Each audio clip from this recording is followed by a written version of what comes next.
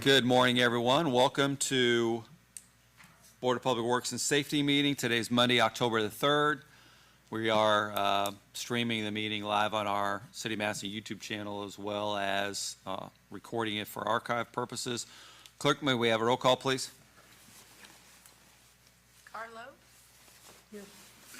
Eric Courtney? Here. Eaglin? Here. Thank you.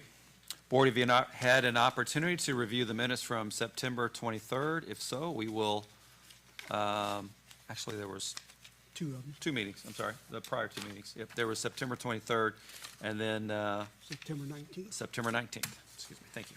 Mayor, I'll make a motion that we approve the September 19th minutes to a regular meeting and the September 23rd minutes to our special meeting.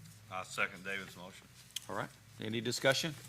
All in favor, please say aye. Aye. All opposed? Thank you. No adjustments, unfinished business. We did have a prior PACE extension for 707 Walnut that was tabled from September 6th and 19th. I believe that, Jan, if you want to give a comment on 707 Walnut Street status. Good morning. Good morning. I'm Jan Beatrice. I own the house at 711 Walnut Street, but reside at 701 East 2nd. And yes, since the last meeting, Cornerstone Society has successfully purchased the property at 707. The deed has been recorded, and we have, as a result of that, been able to get into the property, and our president, Link Ludington, is here, as well as Mr. Bateman, who have both been inside and can tell you a little bit about what we're planning to do and some of the exciting things that we discovered. So That's great. I'm going to let Link. Yeah, welcome. Look forward to the update. My name's Link Ludington. I'm the president of the Cornerstone Society.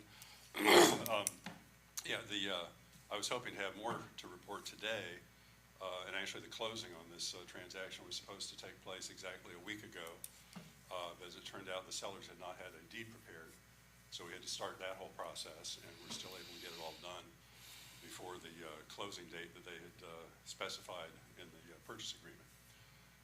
So the deal is done. We were over the course of this past, and part of the reason, other motivation for having access to the property and be able to get photos and collect some data is that a number of us were at the Indiana Preservation Conference, the Preserving Historic Places Conference in South Bend, and there had a chance to discuss this situation with officials from Indiana Landmarks and the National Trust for Historic Preservation and the Division of Historic Preservation and Archaeology.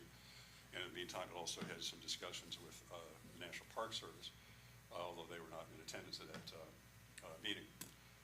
So we were finally, after returning from the conference, the closing took place on Friday.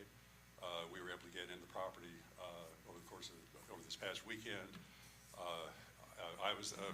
Ron Bateman was one of the people who saw the conditions inside. I was there.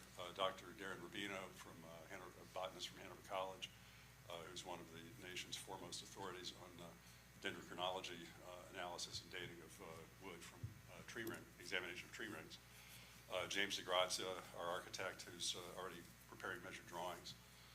And then Dennis Webster, who's the contractor that we've been dealing with at this point on our first revolving fund project, the Cornerstone House down on West 2nd Street.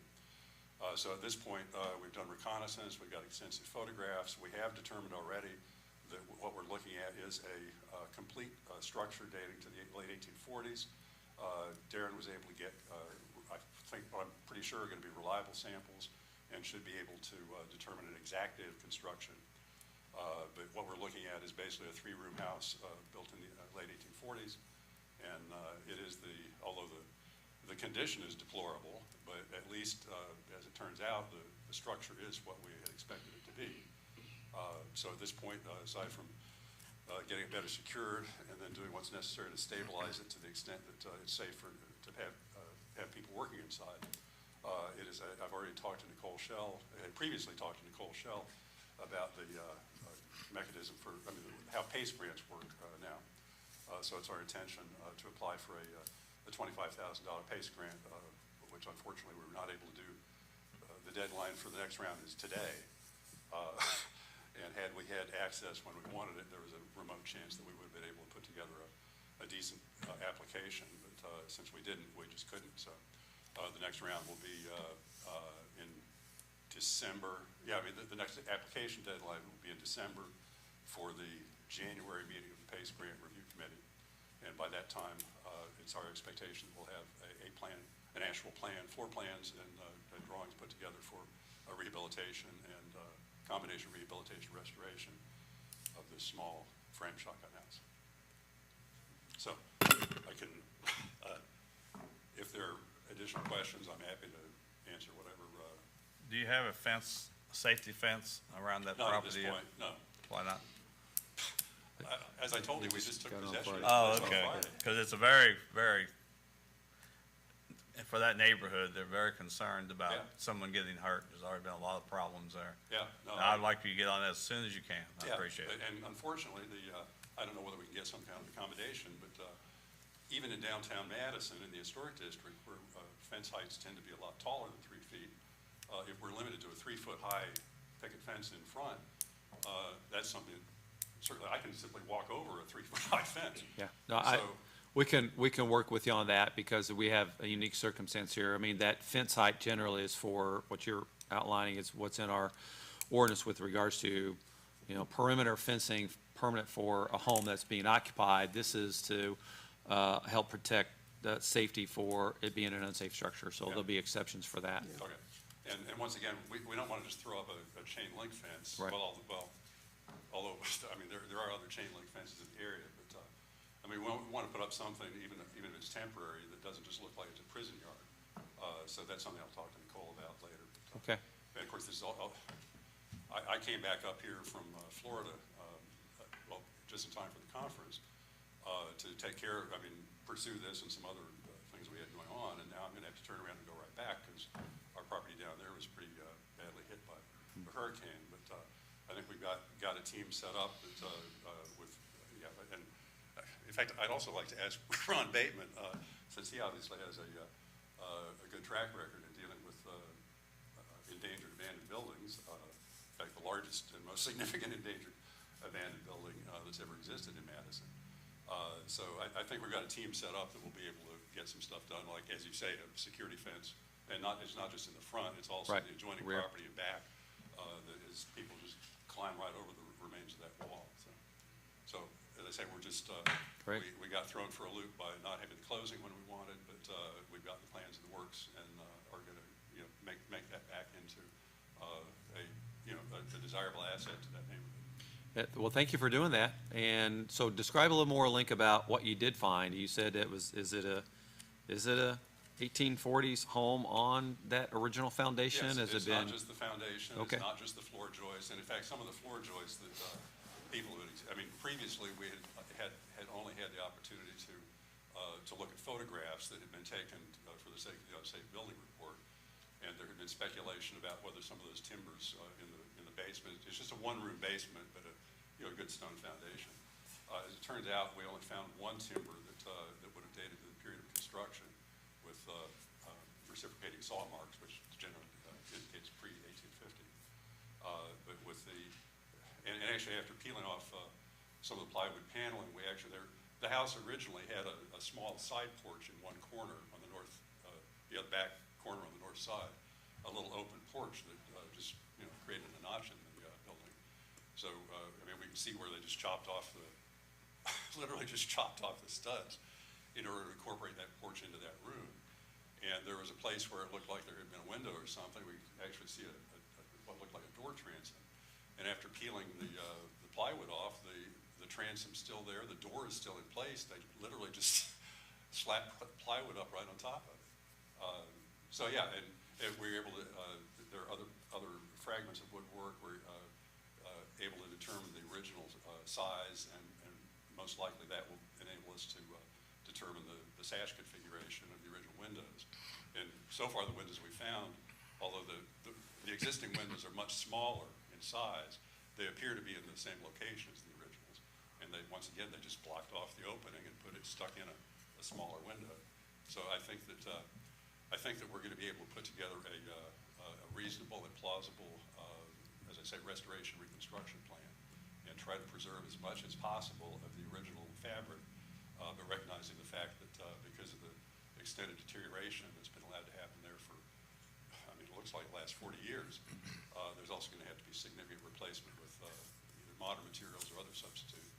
But still, the historical and social and cultural significance of this property, we decided was worth the effort, so that's what we're doing. Did you have an opportunity to peel off any of the vinyl siding? What was No, under we- there? Okay. I would curious. like to have done that. Yeah. But as bad as it is, the exterior of that house, except for the gutters are full of crud. But I mean, the exterior of the house doesn't really give a clue about how bad it is inside. So I didn't want to start peeling off Yeah. layers of the exterior until, we want to do as much of the interior and have actually started some of the interior demolition. And there's also the back room, as the house exists, appears to have been built around 1900. We will tear that off and eliminate it. It also has this little rickety front porch that will be removed. So all we're looking at preserving, restoring, reconstructing is the original, essentially a 3-room house. And some people like small houses. Not everyone wants to live in a mansion. So our thought is that ultimately this will be a structure that will be a small-scale residential structure that we can sell to a subsequent owner with preservation covenants in the deed, and it will once again be residential in that residential neighborhood. Okay, good. So, Thank you for the update, yeah. okay, thank you Yeah. very much. Thank you. Any questions for Link? Anybody here, any comments or questions on, maybe Ron, did you? Looking forward to seeing some of the images too. I know I've seen the ones with regard to our unsafe structures report, but you probably have, many more. Yeah, I thought when I moved to Madison, I bought the worst house in town. This thing is bad. I believe trust me, it's not the worst. It's bad It's not the inside, worst. but Link's right, there's every sign that it's old. And I would like to suggest that, there's gonna be a lot of support for this project at the state, federal level. I'm on the board now of Indiana Landmarks. I'm not sure why. I think they probably think. I just wonder why, know. yeah. But anyway, we're gonna backstop this, and we're gonna try to do it right. We're gonna try to give you regular reports on what's happening. My personal motion toward this is to thank you, Mayor, and thank the board for giving us a chance You're welcome. to do this, because I think it's, the man who lived in this house wrote a book you can buy on Amazon called 24 Years a Slave. So, it's worth doing, it's a disaster, you're right. We need to secure it and do this properly. Well, I'll say, this is what we want. We want to revitalize that corridor. And it's not through demolition, it's through restoration and preservation. And it's filling in the voids, but it's also having a methodical approach to attack unsafe structures and create a plan of action. That's the ultimate goal, a plan of action, rather than them sitting, as Link had said, and I'm sure Debbie, who's lived there for years beside it, and Jan and everyone has seen across the community, properties just deteriorating by neglect with no plan. Right. And we have programs and people, and we can really start addressing the worst of the worst, and that's our goal. Right. So thank you guys for taking this on. Yeah. We'd like nothing other to see Yeah. a success story out of this project, so.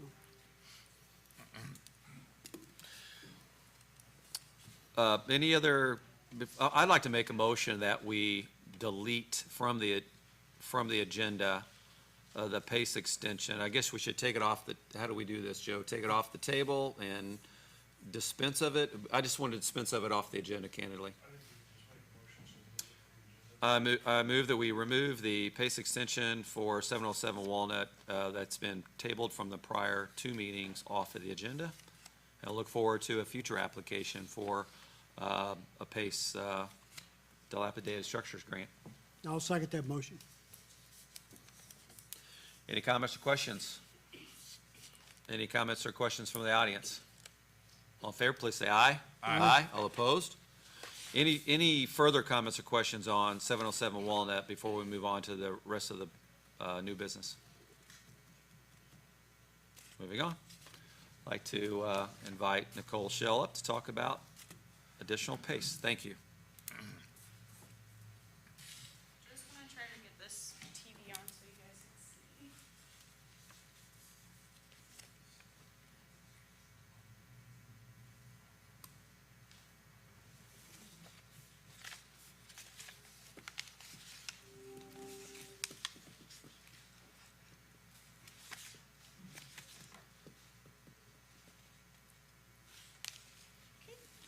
I have one pace extension for you for 525 West Third Street.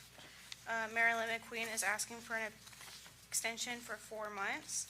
That would make her new deadline January 20th, 2023. Their contractor is currently working on the project, but because of previous delays, they're not going to be quite done by the date of her, when her PACE grant was set to expire. Trying to visualize which house is that? It's 525 West Third. They're doing some tuck pointing work. What's the cross street? Let me look. Is that before Vine? Well, let's see, I'm not sure on Or that. beyond that? be between Vine and Elm, Okay, I believe. okay. Okay. Any comments or questions we'll take these one at a time. We have See a mo- this tuck pointing? Yes. I make a motion, we accept the extension at 525 West Third. I'll second that motion. Any comments or questions? Comments or questions from the audience? All in favor, please say aye. Aye. All opposed, thank you. Okay. Next, I have a set of finals for you. The first is 210 West Second Street. John DeLuca did work on this building, including redoing the front porch overhang as well as storm windows. This PACE grant has been completed as requested, and his disbursement amount is $7,500.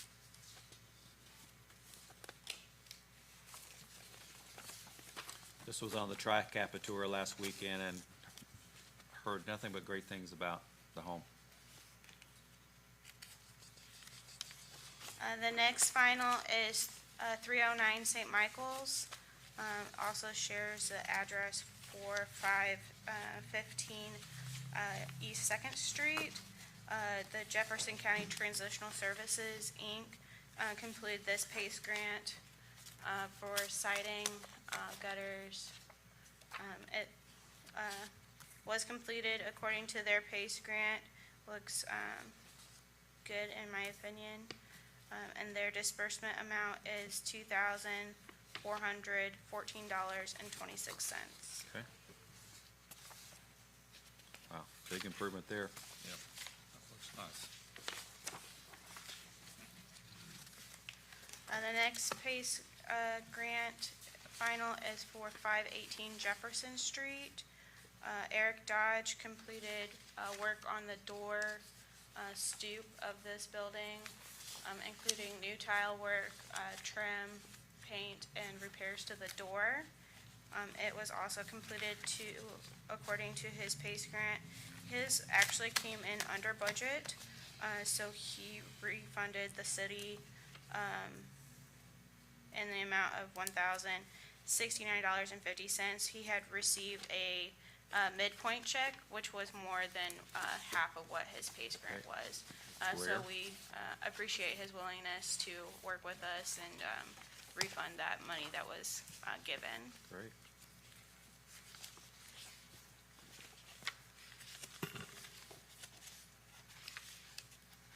And the last final is 613 Walnut Street.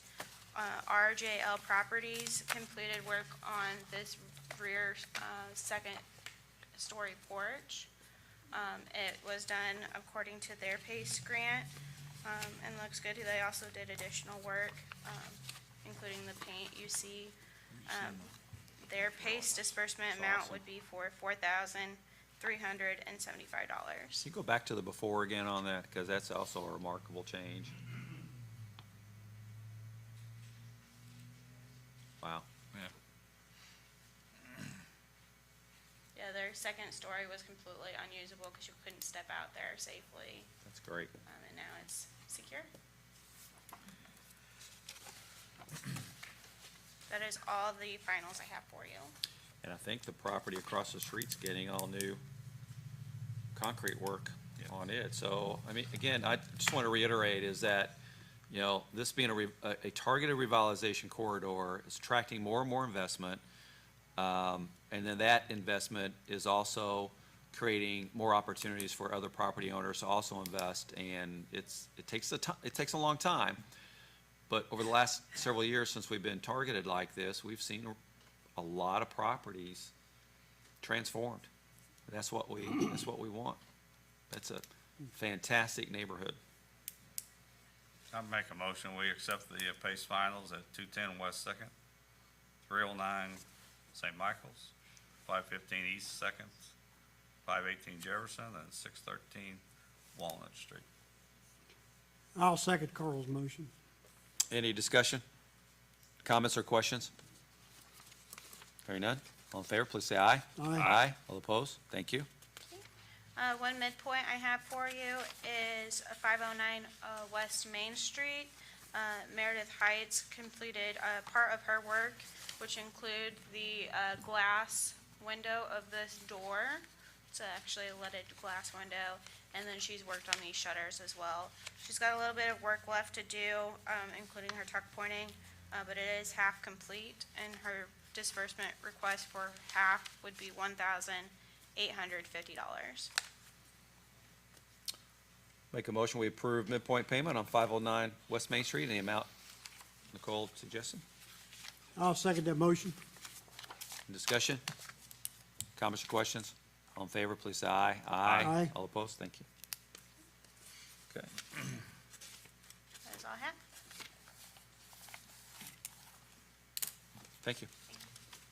You want to introduce the next presentation on unsafe structures update? Yep, I can do that.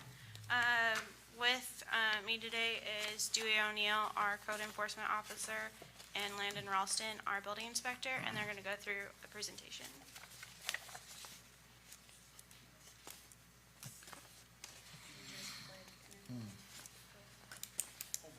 Maybe give a little background, Dewey, on what the focus is on unsafe structures and what we're about to see. Sure, absolutely.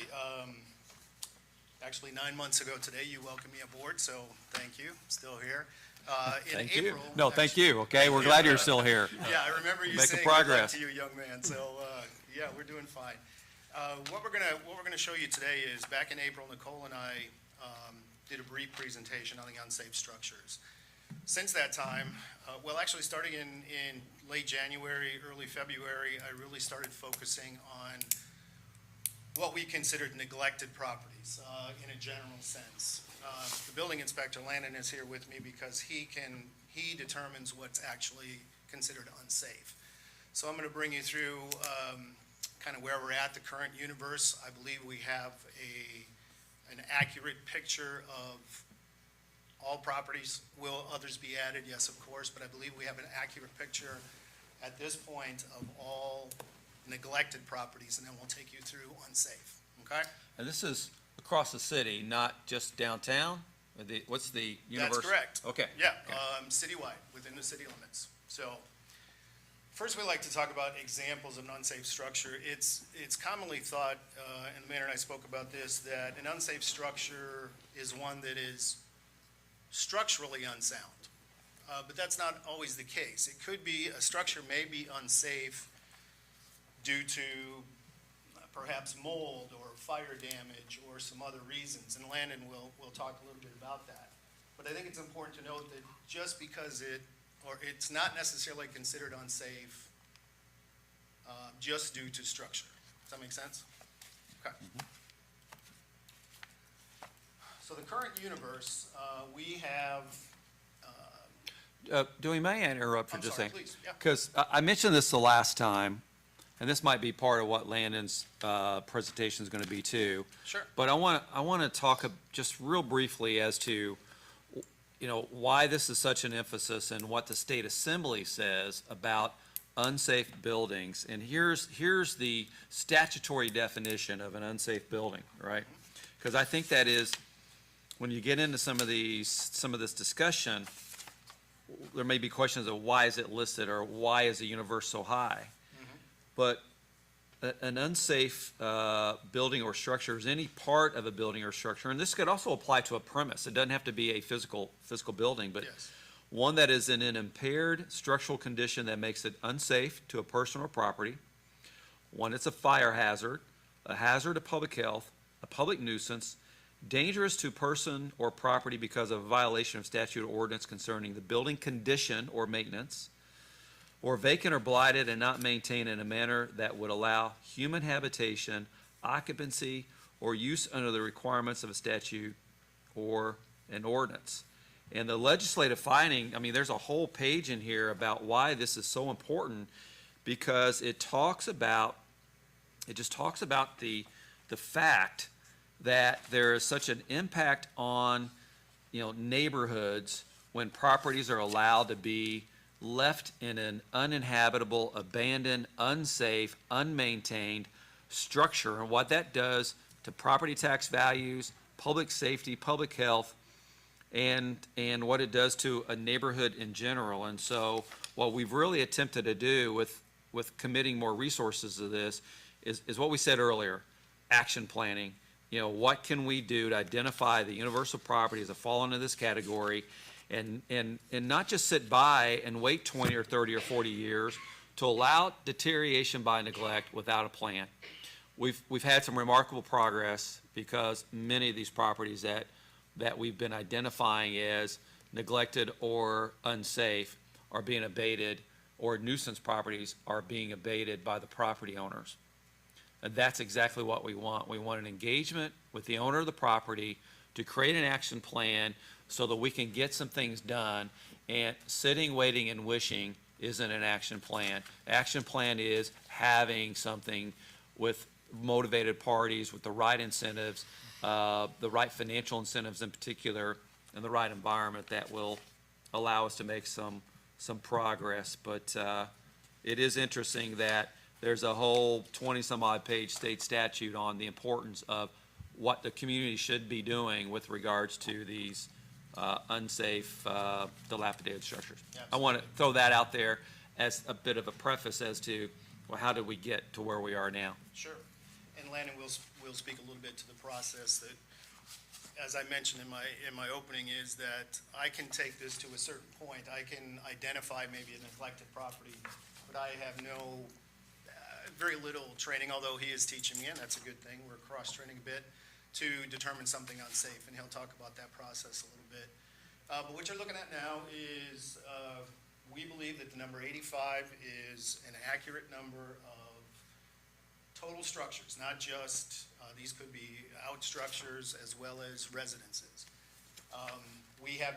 He has determined 11 of those to be unsafe. 9 more, we have reached out to, the mayor's talking about an action plan. We've reached out to the property owner, but we have not heard back from them. So it's most possible that there's going to be more unsafe than just the 11 you're looking at. Still some to be inspected, and then we do have demo permits that have been issued, as well as 2 that are in progress. You may have noticed Pinehurst, if you've been up that way. Yes, sir, I'm sorry. Yeah, the number 9 that you've reached out, is that part of the 11, or is that 9 additional? Additional. Okay, so, So the 11 are people that we received permission to go on the property, and identify whether it's safe or unsafe, based on structural, based on it being abandoned, based on it being a nuisance. So the 11 are people that have actively reached back out to us once we communicated with them, and the 9 are just the 9 that we're waiting on. okay. Thank you. Wow. You're welcome. Some of the priorities, we initially thought about, just the top 10 or something along those lines, but we've actually identified 16 residences that we consider to be the top priorities. I can have Landon talk about these in particular, then I can come back in a little bit Okay. if you want. You'll see the two, so 627, if I'm getting the addresses right. One on the upper left is a fire damaged property, as well as the one on the right, both on Walnut Street, actually 3 of them on Walnut Street, and then right here next to us here on West Street.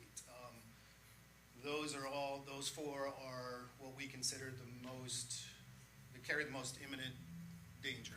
Right, so 627 Walnut caught on fire. No response from the owners. We've got a response from the realtor, which is Jim Pruitt. He said that it's for sale, so somebody will purchase it and make progress on it. It's 1207. We haven't, we did tour it. It's also a fire damaged house. We have pictures of it later on in the slideshow, but I mean, there's nothing really that can be salvaged on that house. And then 705 is, I mean, it has its opportunities on the inside. The brick structure looks pretty good on the outside, but the inside is it's rotted. Who owns that property, 705? Madison, or no? Madison Madison Christian Health. Christian Okay. Health. It is. Can I go back to the previous slide, the 11 and the 9? Yes, Okay, how do I toggle back, Uh, Nicole? Of the 9 that haven't gotten back with you, that you haven't heard from. Yes. How many of those are Madison residents? How many of them are out-of-town or Madison owners compared with out-of-town owners? Good question. At least 2 we know are out of yeah, at least state. two are out of state. Out of town, out of state. We'll have to get back to you, that's a good Okay. question. At least 2. So, Okay. yep. We'll get you that information. Okay, next on the list, these actually. Could you go back one slide, please? Yes, sir. The structure on the corner of West and Second, That one on the right-hand side? yeah, bottom right. Yep. Is there a chance of that, I mean, that brick is bulging. Yes. There is a chance, yes. You think we should maybe do some caution tape or something, because it does look dangerous. I walked by it the other day. So you want to talk about the attempts to inspect the property? Yes. Lana? We sent a letter. I did hear from the realtor, so that's another one I heard from the realtor. And that's as far as they want to go. They don't want to let the building inspector inspect it. It's going to go to Joe. I believe that one is getting drafted and sent by you guys, correct? So I don't want to speak for Joe, but maybe this would be a good time for Joe to talk about when we've identified a property like this and we want to make an inspection to confirm the status of its characteristics that are unsafe, and we don't have permission to enter the property because of the property owner, there's another step. Again, this is why things take so long, and it's very difficult and arduous, which is why we got to be very focused. But Joe, you want to describe what that next step is? Well, yeah, I guess it's a twofold question, is if we think that there is an unsafe structure and we can't identify it from the exterior, and we feel like we have to, then there is a way within the statute that you can actually request a court order allowing the building inspector to go inside. To my knowledge, we've never done that in Madison. So it would be a new process that we are looking at and seeing how to do. It's such a high traffic area right there, down here on the corner, you know, with the Yeah, clearinghouse operation across the street, the construction up the street. Well, you have commercial activity going on right around that yes, corner. and- but however, we have to show that we have cause to go in. Okay. The We'd have court to just cannot go to do it, court, because get an inspection warrant that would the allow one- us The to one do thing we this. have to remember is, next to children, the right to own and have property is probably the most sacred right in America. And so it's, as it should be very, very difficult for the government to come in and implore their resources on somebody's property. It should be very difficult. That's what our Constitution says, and that's the right thing to do. So it is very difficult. That's why it does take a long time. There's a lot of steps. But the fact that it's hard doesn't give us an excuse not to pursue the right course when we believe there's an unsafe structure that could, create a health and safety risk for everybody around it. And it is, as Joe's describing, it's meant to be hard. It's meant to be very intentional. But the fact that it's hard doesn't mean we should wait 20 or 30 years in order to take action because the property is never going to improve, right, unless someone does something about it. We have a really good grasp on this process. This process is, it's evolving, and we have a good understanding of how we need to work with everybody, and, the process is gonna take time, but we're committed to. The best case, right, is to have a cooperative property owner that's going to work with us. The worst case is to have someone like at the corner of West and Second who won't allow us to do an inspection, and now we need to get a court order, and we intend to. Yeah. Okay. The next four, two of which are inhabited. The one on Lower Craigmont there, the upper right, folks are living in, and then the 112 East Street. 112 East Street, it's not inhabited full-time, but they come down for weekends and festivals and things. That's the one with all the vegetation. That's 114, that's the one right beside. Beside it. 14. And we have some pics. Landon will go through some of the inside of these, especially those two. I'm sure you have pics of those. 776, someone is trying to inhabit that. They've turned the water on and it leaks, so. And 776, the one in the upper left, here's an example of, although I don't want to speak over you, may not be, so the windows are out, yes, which makes it unsafe, but the amount of trash and it just makes it uninhabitable. I don't know that you have any of those pics. I don't want us to show those pics. So that's what makes that unsafe. Which one are you referring to, Dewey? 776 West, third, the top left. The Okay. yellow. It's A on our checklist here. Okay, I've got one here. Whenever any door, aisle, passageway, stairway, or other means of exit is not of sufficient width or size to provide safe and adequate means of exit in case of time or panic, okay? Well, fire or panic, excuse me, fire or panic. Okay,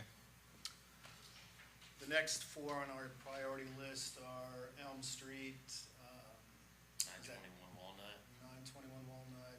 206 East Sixth, and 128 Mulberry. So these are the 206, the blue one, we did tour it, and we do have pictures later on the slideshow of it. The pictures don't do it justice. It's got water rot where it's been left to dilapidate over the years. The same with 128. It looks like it's been damaged for quite a while. I don't know how long it's been damaged, but at least 10 years. So, and then Elm Street, just from the visual outside, we haven't been able to tour inside it, but the roof line drops probably a foot and a half from the end to the center. There's definitely some structural issues going on. that's the north side of Elm Street. Is that the one up on the left-hand corner you're referring to?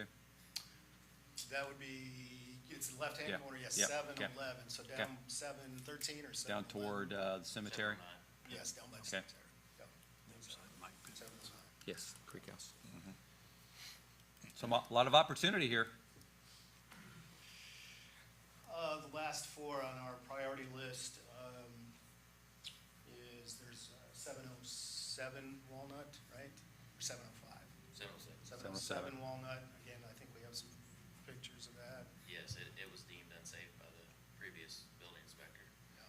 622 West Street, it has a pergola on the side that's unsafe, but also somebody can get into it if you want to. It just has the black paper over some of the windows, and then it's had construction on it on the inside. It is showing progress, but it still has a little ways to go. It's still an unsafe structure. And then we have 1205 Walnut, which has a structure behind it and a structure behind it that has collapsed. And then also it's possibly settling and, I mean, there's a crack on the side of the house that's probably an inch and a half wide that somebody needs to address. And then Mulberry Street, 601 Mulberry, foundation's good on it, just the siding is open and allowing for the elements to come in and dilapidate the structure, the framing. I mean, the longer they sit, I mean, take 705 for example, if somebody would have fixed it when it was purchased, it wouldn't be in the shape that it is now. You'll fall through the floor if you walk through 705. You mean 707? Yes. Yes, okay, 707, yeah. I'm sorry. The one on Mulberry was that involved in the flood? 128 Mulberry down there? Or was 128 Mulberry? The Scott Building? That's 128 Mulberry. I No, don't think. I think it's what's the for- bottom right there? Oh, I'm sorry, bottom That's right North Walnut is Street. 1205 Walnut. Way north past Oh, okay, 421. okay. No, I don't think It's it's. almost by the city garage. What was the address of the one with the lower left with the vegetation around it? 601 Mulberry. Oh. It's actually on Well, Fourth. oh, it's on Fourth, It's okay. actually on 4th Street, but the Mulberry is the address. Corner of Mulberry and 4th, right? Is that the home that was moved several years ago Yes. from That's another what I neighborhood? understand. Yep. Yep. Okay. So I guess I talked about this a little bit, and I'll hand it off to Landon here to talk about some of the specifics, but the process has been, when I came on board 9 months ago, to really just identify neglected properties. I really have no training, I mean, I can look at something and say, oh, that looks unsafe, but the building inspector must deem it so. So my process has been, over the last 9 months, to identify, collect all those properties, and then work with the building inspector to get to this point. Really, since Landon's come on board, we work very well together. We've really focused on this, and I think we're making good progress. But I'll let him talk about some of the specific properties. So like he said, he identified several of the properties and then dropped them all on my lap when I got here. Okay. Well, It works. welcome aboard, pal. So we will both go out and look at them together. He'll identify them, then we'll both go look at them together, and we'll determine whether anything on this checklist here, unsafe building report, qualifies as it being unsafe. Now, most of those 85 are abandoned structures, so that's part of an unsafe structure according to our city code. So we look at it, see if there's any other deficiencies. I mean, usually when it's abandoned, it's starting to dilapidate, there's something going on with it. And then we come back to the office and draft a letter for the owners, send them a letter, ask permission to get in. Sometimes they call, sometimes they don't. If they call, they let us in, we go inspect it. I'll go through the whole house if I'm able, if it's safe. 1207 Walnut, the first one we toured together, I fell through the basement on the first step in the house. So, I mean, you get through the whole thing. We had actually had to come back because the owner didn't have a screwdriver to get into the door, so we had to go back and look at it again. But, I mean, once I determine it's unsafe by either anything on this list, then we send it out either for the owner to destroy the house or to abate what's unsafe. So what are we looking at here with these structures? Because I'm not sure, I know it looks like some might be, yeah. I was gonna bring up, so the one on the bottom right is actually the 7-Eleven. You can see. Hall Park behind it. 709 Elm, the one slide that Oh, looks right. fairly decent from the front, but the bottom right is 709 Elm. You can see the problems there. I'll let you talk, because I don't remember. The top pictures are 112 and 114 East Street. So is that, you're saying you're looking out, that's what's holding the house up? In the foundation on the Yes. left-hand corner? Yes. Yeah. Basically a beam, a couple of 4x4s? Yes. Wow.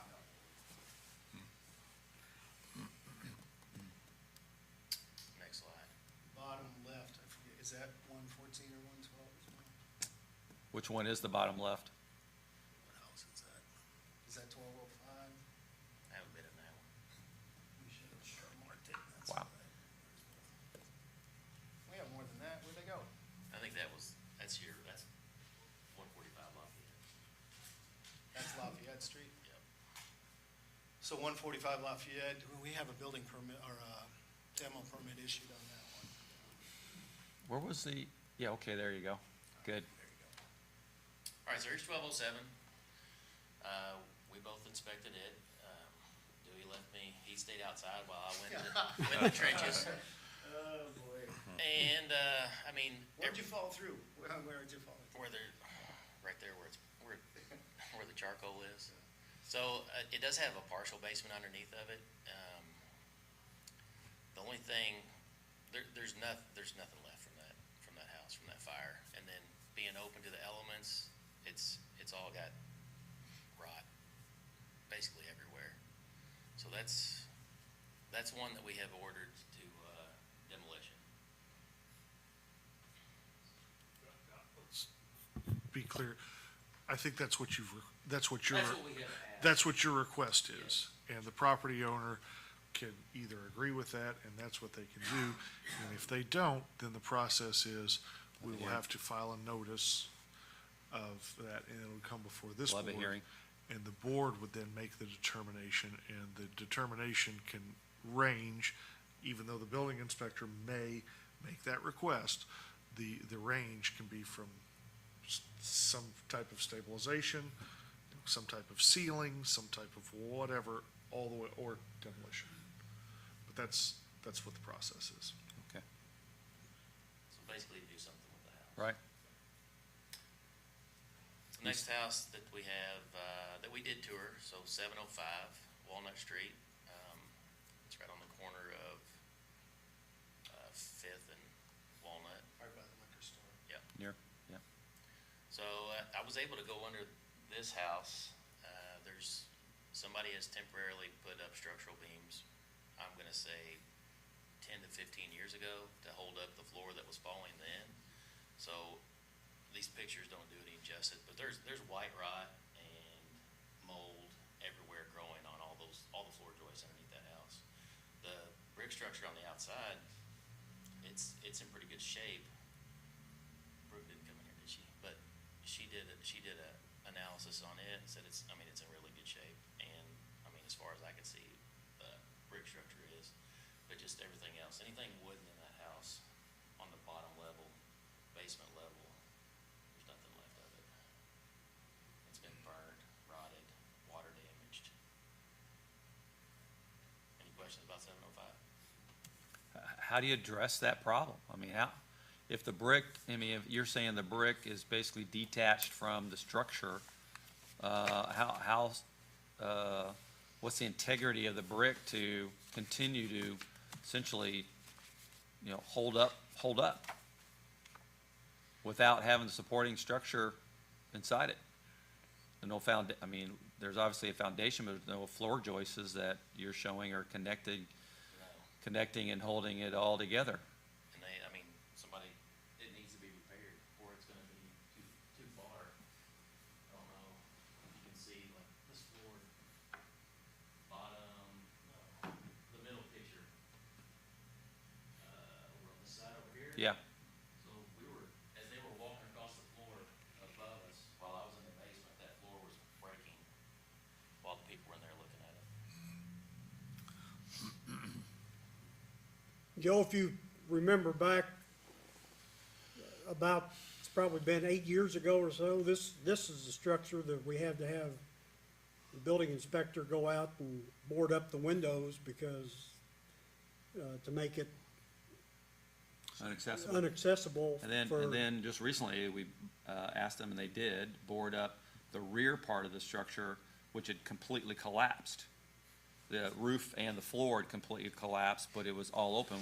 When there was the murder there, we were down there, and the person was living on a stoop behind that part of the structure, and it was all open, but completely collapsed due to fire.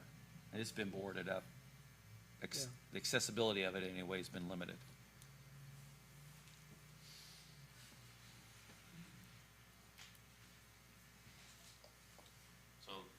206 West Sixth Street. It's, just right beside Michigan Road, really. The owner of that one has decided that they want to sell the house. But again, it's one of those that has set opened and open to the elements and has just, I mean, has rotted. They went in, I guess, years ago and replaced the floor joist, but since it was still open, I mean, that work is wasted. To get to this. Houses like that that's been open and is getting moisture in, susceptible to mold and mildew, is that, Well, the mold and mildew actually start rotting that wood. pardon? The mold and mildew actually start rotting the wood. I mean, is there a process where the health department can get involved in, making I'm a, sure there is, yeah. Well, generally, be health department's unsafe. looking for, I mean, they're looking at businesses that are selling food, for example. I've not seen them get involved in the sanitary conditions of houses, particularly one that's uninhabited. Because we have people living in some homes where there's no running water, and they're not involved in those. But there are some real life safety and health issues across our community that we have ignored, along with the property owners. We don't have a plan, and you can see by the condition of some of these properties how complicated it's going to be, because we have to balance it out. How do you eliminate blight in a historic district? It's really difficult. The best of circumstances is to restore the property, not demolish it.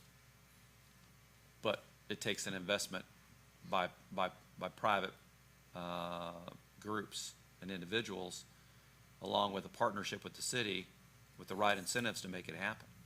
But as you can see, there's a whole universe here that's been neglected for a very, very long time, unfortunately. And, you know, to your point, I think we need to, I in particular, want to reach out to partners like the health department to start a conversation about those things. Because I don't know, I sometimes question what is my or our responsibility to inform them of certain situations. I don't know. but since they're involved in public health, and, I mean, that's part of their responsibility and job, if, you know, I'm just wondering if they're notified, this structure is filled with mold and mildew, they come down and make an inspection, do they have any recourse or recommendation, or, you know, what's their power and authority? Sure, So, sure. you know, as assisting you guys in making your determination, so. Sure. Hopefully the next time we meet, we see each other, we'll have some answers on that. And, you know, they need to be informed, I mean, they, you know. Right. If someone was inhabiting one of these and we inspected it, then that would be our next phone call Yeah, to the health department. I mean, you know, if they are a resource that we can use, then they've got to be notified that these structures need to be checked, and Sure, so. agreed. I believe we toured this one. They let us in and tour it, and it was, I believe it was fire damage, and then another building that's just been neglected over time. And they are working on getting a PACE grant to get this one restored. But it's, there's not much left of it. I really don't know how to say it. It's got rotted wood, it's got, fire damage, it has a little bit of everything in this one. Foundation problems.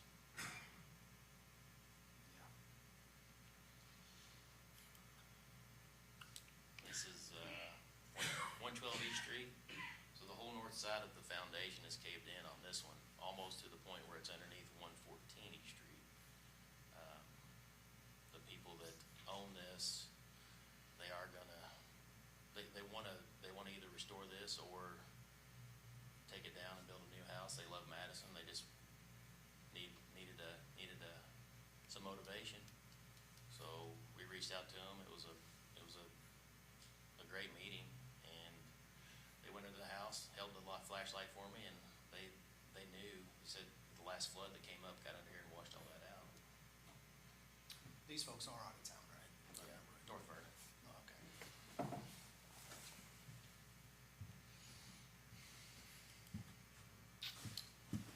This is, 622 West Street. Done extensive repairs on the inside of this one. It's all framed, everything is framed. Just waiting on HVAC, plumbing, and electrical.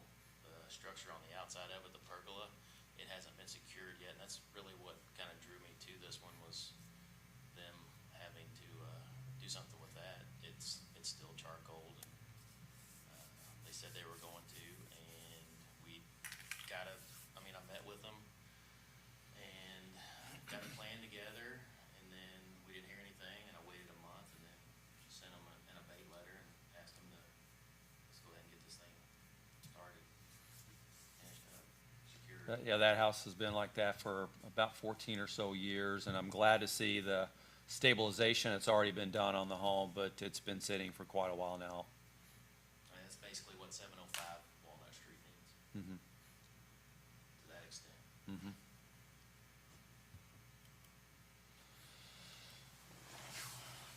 There's just a few that we've sent out. There's 114 East Street, we didn't get a response from them. They're out of Illinois. 305 West Street, no response. They're local though. Yeah, they are local. Next. 776 and 627, both local, no response. So it's just, it's just going through the process, just following up the process. I send reminders to Dewey, he reminds me, and we're working on this together every day. It's part of our daily routine, is just going through the process, making sure that we are staying current on everything that we need to do so that we can move through the whole process.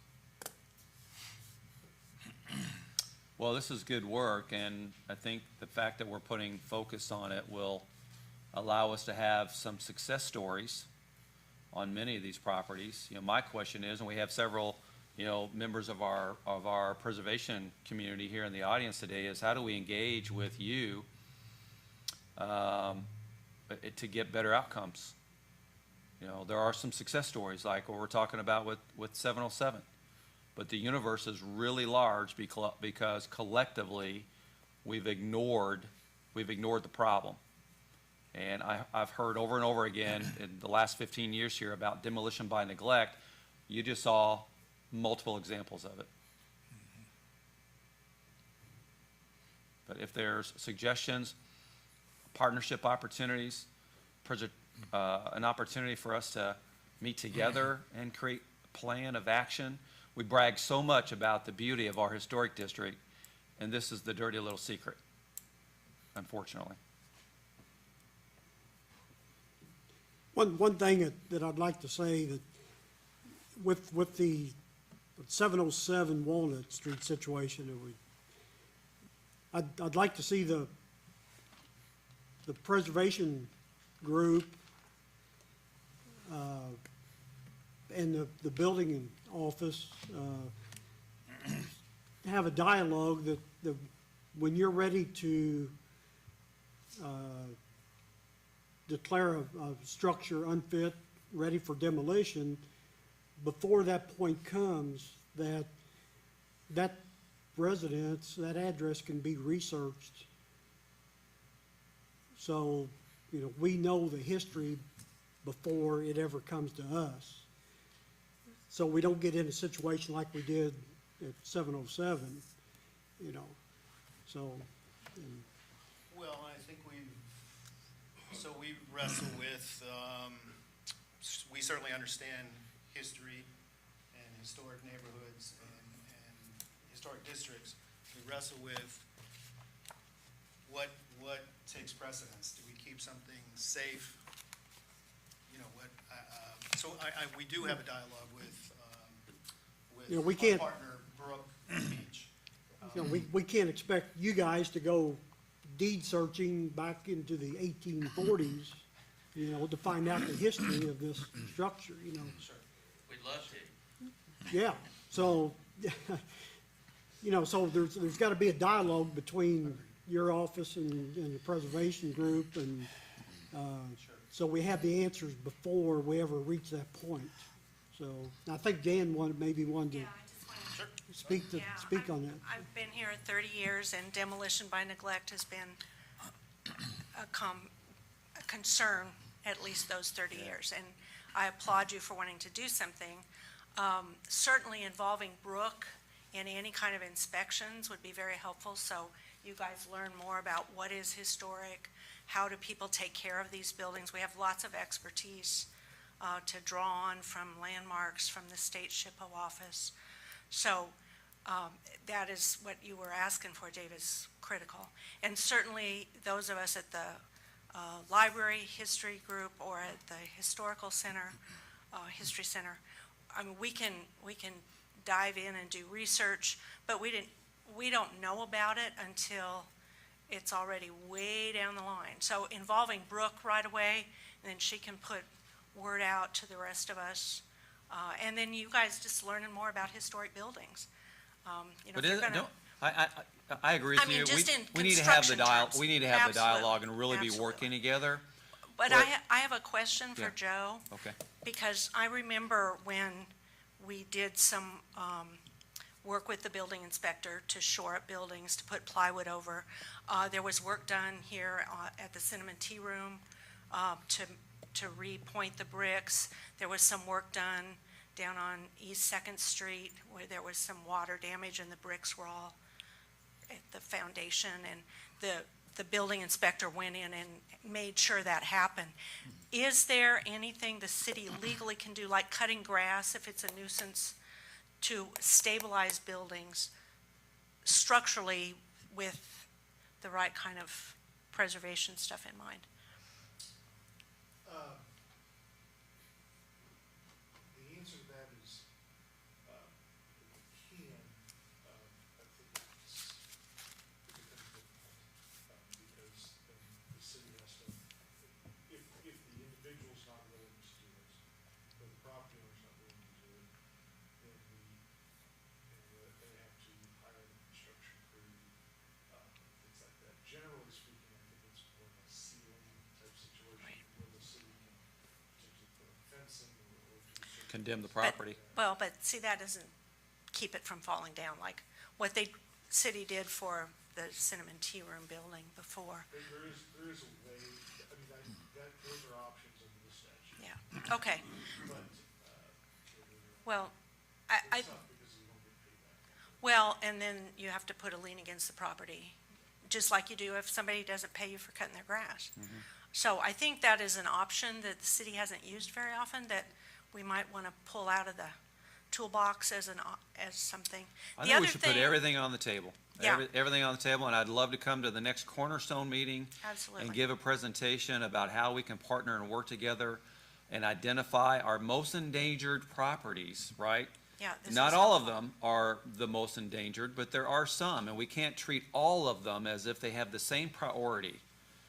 Yeah. Because they're gonna continue to get worse and worse, and we need Yeah. to address the worst of the We- worst. we And absolutely the do. best of the most historic. Mm-hmm. Meaning, and that's, I'm trying to connect the dots there, which is if we work together and we say, this is the most endangered, most unsafe, most historic property, and we start aligning all of the metrics, then we can work together and create a plan. That's all we're asking for. And that love was to- basically the gist of the preservation conference, you know, between the State Preservation Office, National Park Service, Indiana Landmarks, Cornerstone as the affiliate of Landmarks.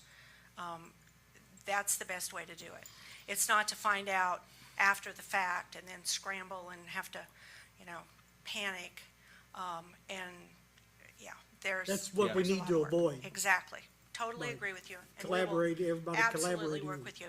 But you've got Brooke here in City Hall. If she can be more engaged in that and get us the information, that'd be super. Really appreciate it. We'll work And I together think that's on what it. part of PACE was originally for, was to be able to help, you know, identify these buildings and then say, hey, we've got money to help you fix this up. Let's work on it, so. And it's being very successful. And the one thing that is most critical is not what can the city do, what can the property owners do in that partnership. And, there's a whole spectrum, as we've been talking about.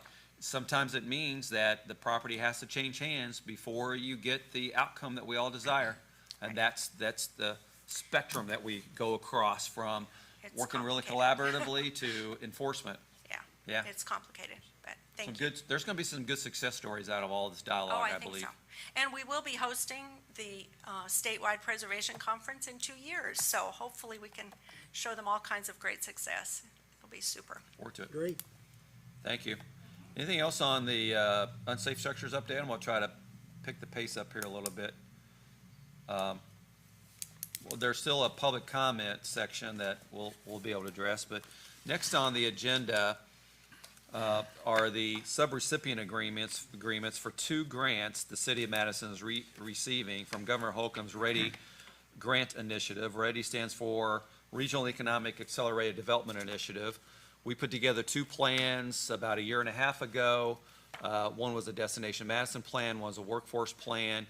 The goal there was create about $250 million of economic activity over the course of just a matter of a few years. Going through all the competitive aspects of it, the city was awarded approximately $2.6 million for executing a portion of its Destination Madison plan. We've already bid out the first 2 projects, which were the Madison-Milton Bridge Gateway Project and the Mulberry Street Arts Corridor. Those have been bid out, bids have been accepted, and we're working with the Regional Development Authority as well as their administrator for IEDC, which is River Hills.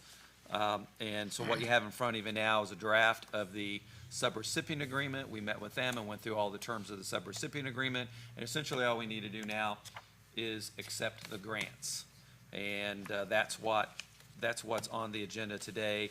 I'm asking Board of Public Works to accept and approve the subrecipient agreements and authorize the mayor to finalize the agreement with council and execute the agreements on behalf of the city for the first 2 projects. Okay, would one motion for both? Yep. Be accepted? Be fine.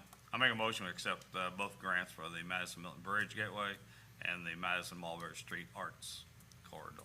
And authorize the mayor to enter into the subrecipient Authorize the agreement. mayor to Okay. place the signature. I'll second that motion. Okay. Are there any comments or questions? Hearing none, all in favor, please say aye. Aye. All opposed? Thank you. Excited to get these first 2 out of the ground. There's a couple more behind this that we're working on in the community. It's gonna And make those a contracts, major impact. they've already been bid, accepted. The first 2 have been bid and accepted, and we've already had the pre-construction meeting. So, And the other 2 projects we'll be working on. There are a couple of nonprofit partners with them that we've identified that we want to work with, and that'll happen pretty quickly too. so this allows the project to get started. Under construction, So- yep.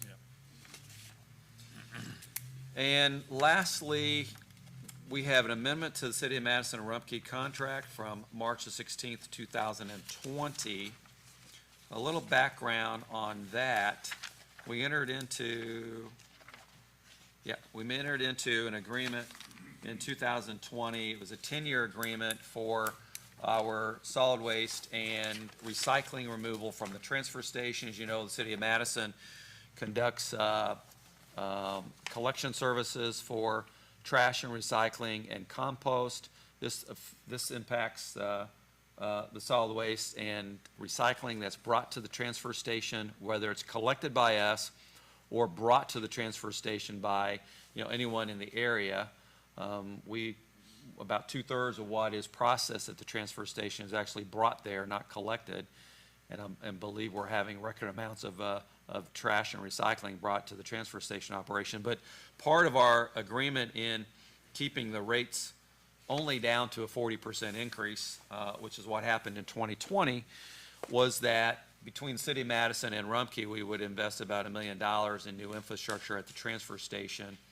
A large portion of that was bringing new power to the transfer station to accommodate larger containers. It took about 2 years for all of the energy upgrades to be made. So what we are proposing to do is extend the contract we executed in 2020 by 2 years. All the terms remain the same with regards to per tonnage rates and annual inflation, and we're actually saving money on the annual inflation index because it's not to exceed 3%. And as you know, it's been double or triple that. That's all this does, is it just really acknowledges the 2 years it took for the energy upgrades to happen at the transfer station, which are finally done. And there's still some remaining work to be done to get the larger containers in there, but at least the portion we were responsible for, which were the energy upgrades, are complete. Mayor, I'd like to make a motion that we accept the amendment to the City of Madison Rumpke contract from March 16th, 2020, adding an additional 2 years to that contract. Thank you. I will second David's motion. Okay.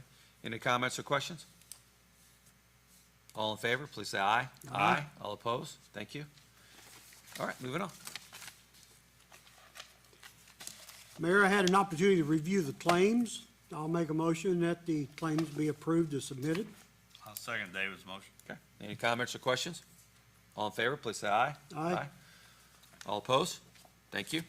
All right, real briefly on mayor's comments. I know it's been a long meeting and we still have some public comment to go through, but I wanted to let the board know that we are moving forward for our waterworks project. As you know, for the past year or so, we've been working on a major utility project for our clean drinking water initiative. It's a $13 million investment by the city. We've already gone through all the rate ordinances, which were effective this summer, and we're finalizing the bidding now. So the plan is to have the bond ordinance on council's agenda.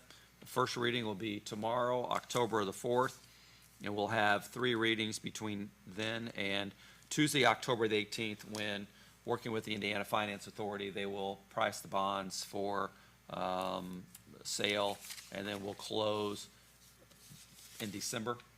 But we have to have all of our bidding done. So between now and December, the board will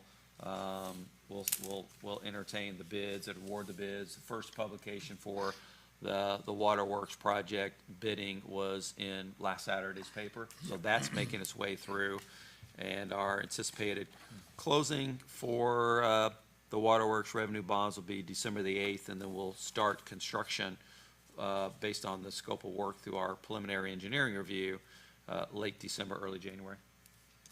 That's one update.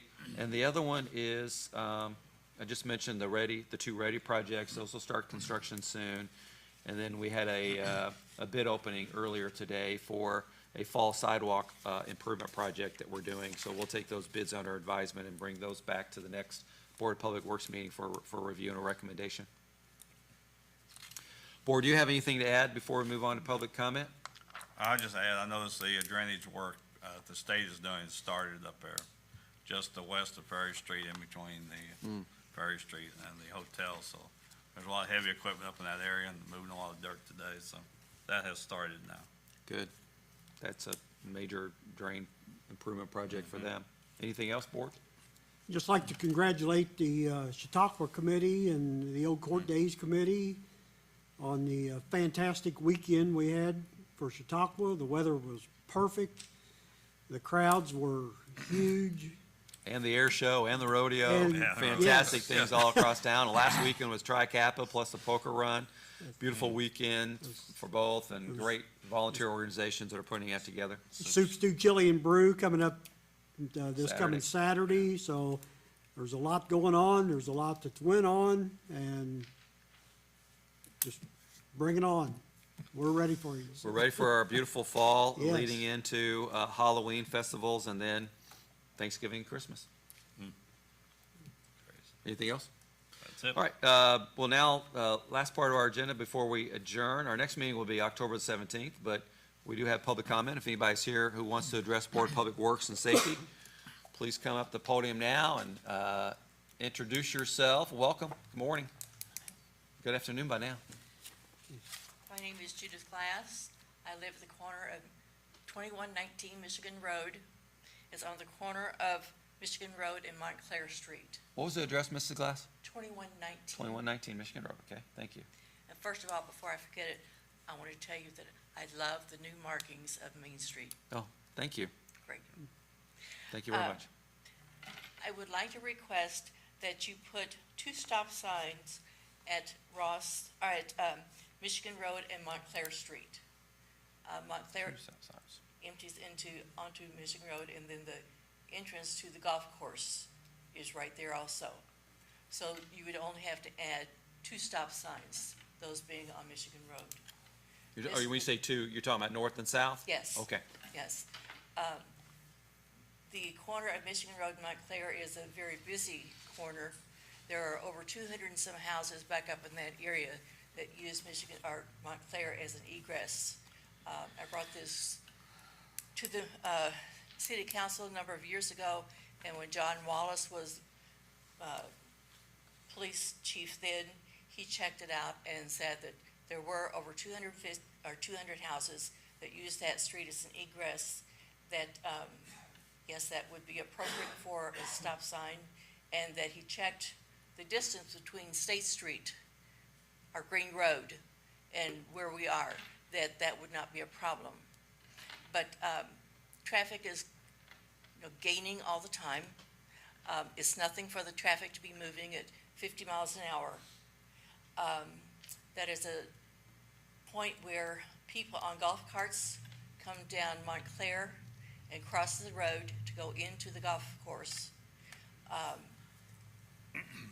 I cringe every time I see a golf cart with a man with a toddler on his lap and 3 and 4-year-old children on the back crossing there. I see young teenagers, 12, 13, with cartload kids crossing there. It's, very frightening.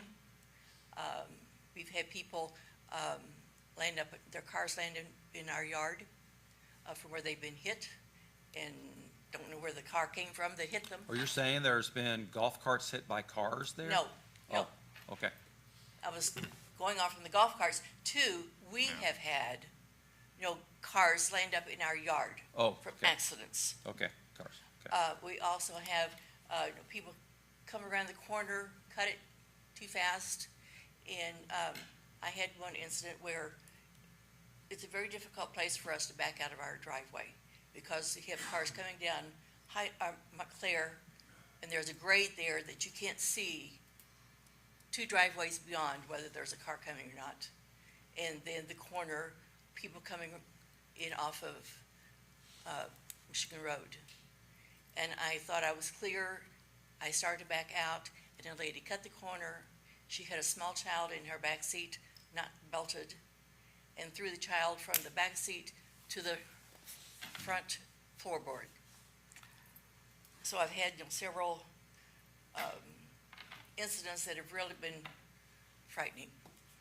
The traffic through there is gaining all the time with the building of the new apartment complex and the new shopping up there. That's going to cause even more traffic.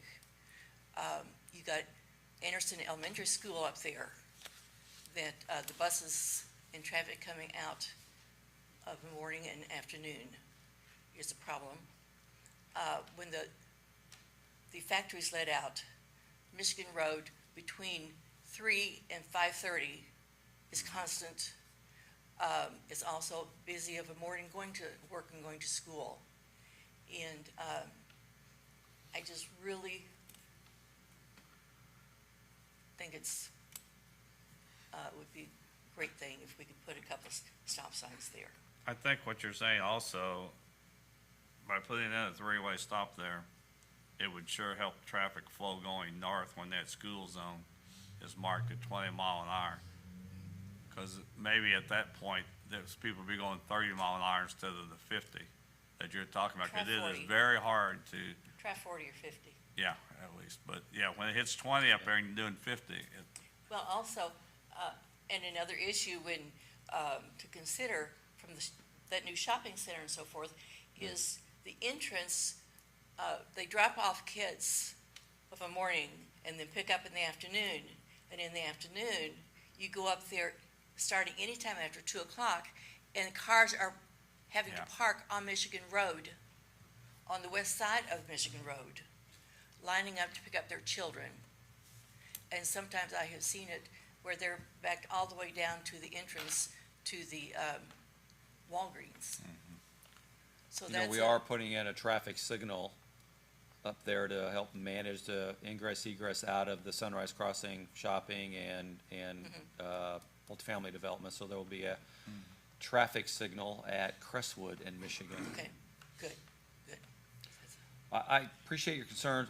We need to collect some data on this, Ms. Glass, and then also talk with our traffic committee. They really evaluate that data and also look for, the need of where we can improve things. You're exactly right that people are speeding everywhere. If the speed limit's 30, they're doing 50. If it's 50, Well, or 40, we don't have speed limits 50 in town, but it's 20 or 30 miles an hour in most places, and they're doing, 50% greater than the speed limit often. well, one of the issues you have there, especially when the traffic is just constant, coming from both directions, you're sitting there and you're looking, either direction, and finally you think, well, that space is a little bit larger, so maybe I can beat it. And you're taking a real chance that, What we would normally do here, we'd collect some accident data. We'd also would collect some traffic data. Traffic data would be how much vehicular traffic there is and how fast they're going. That's a good place to start, so we can see how big is this problem, and then also where it's intersecting with a residential neighborhood to see if we can improve safety there. okay, We'll definitely do that, Mrs. Glass. thank you. Thank you very much. Thank you. Anybody else here like to address Board of Public Works and Safety?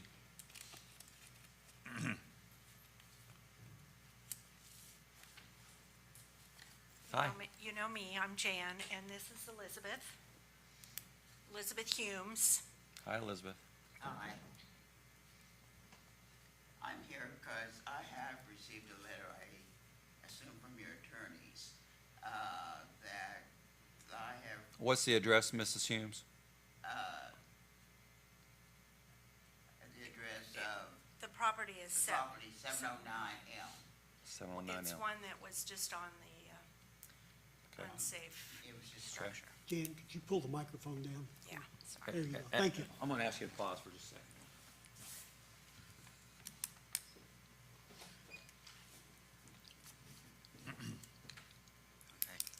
He's to get the people involved. I'm sorry we didn't.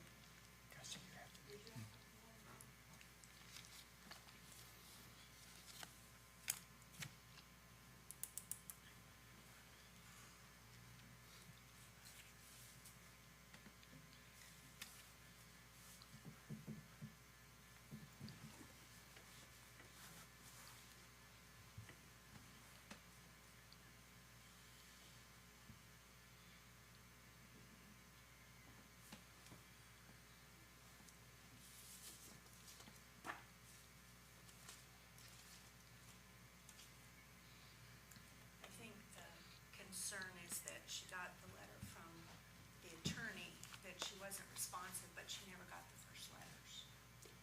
I think he might have went to get the building inspector to, Yeah, I think that's so, the yeah. attorney, but that's the concern. And you know the history of this house, because we named a road after this family. So we definitely don't want to have to change the name of the road because we've destroyed the house. I think probably the most famous name in Madison. Yes, the last 70 years. So, And if I had gotten letters, I definitely would have responded. Sorry, I was hoping somebody from the, yeah, I'm sorry, Building and Planning I would be didn't here. realize No, that's okay. that she was here when we. Oh, Nicole's here. before, so- Sorry, I went over there, I didn't see you stand back there. Go ahead, Mrs. Humes, I'm sorry, my apologies. But like I was saying, I received a letter from your attorney, saying a letter was sent to me in August. I haven't received any previous letters. I've gotten letters from the city before, and that's just not true. Okay. And I am, because I was waiting for letters from the city.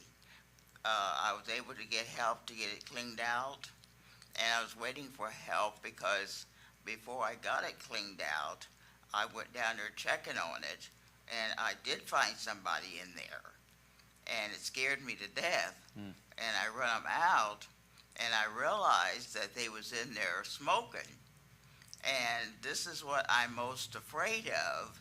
A homeless person may be getting in there, breaking in, and a fire getting started, and, you know, them dying or damaging property next to mine. And it just concerns me like I don't know what. And I was waiting to hear from the city about this. And I've heard nothing Until this letter. until this letter. So you are responding here today about a letter you received from our attorney following up because we think you haven't responded to us. Uh-huh. May I introduce you to Nicole Shell? She's with our Building and Planning Office, and maybe this could be corrected if the two of you all meet, make an appointment and to meet with Dewey or Landon and Nicole, and then we could talk about the concerns that was expressed probably in the letter that Joe's following up on that maybe you didn't receive, Mrs. Humes. Okay.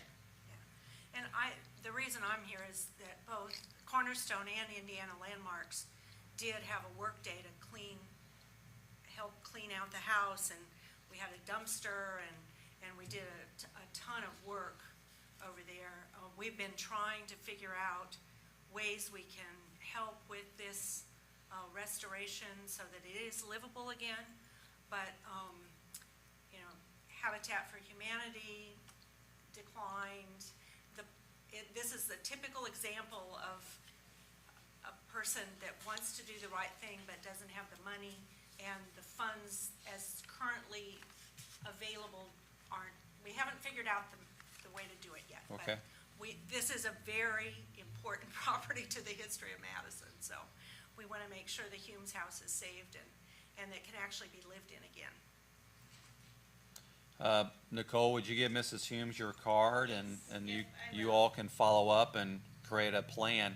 And I appreciate you coming here today, because that's the start of it, and your cooperation here is the start of creating a plan. Okay. All right, thank you. Thank you, Mrs. Humes.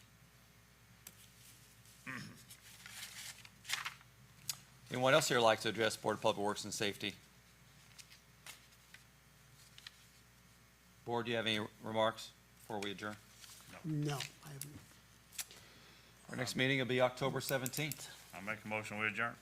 I'll second that motion. All in favor, please say aye. Aye. Aye. All opposed? Thank you. Thanks, everybody, for being here today. It was a long meeting, but very productive.